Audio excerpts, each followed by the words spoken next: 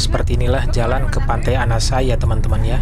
Ada jalan yang mulus seperti ini, tapi ada juga beberapa titik yang agak rusak. Mudah-mudahan segera dapat perbaikan ya, karena kalau mobil yang rendah mungkin bisa patah kaki-kakinya.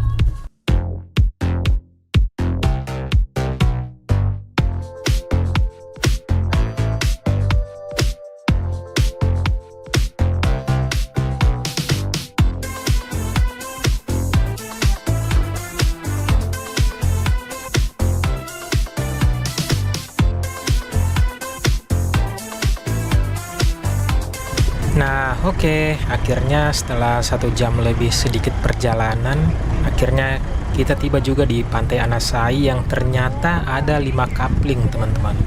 Dan ini kami masuk di kaplingan yang pertama, yang kalau dilihat, ini tuh yang paling cerah warnanya atau paling kelihatan ada kehidupan. Tapi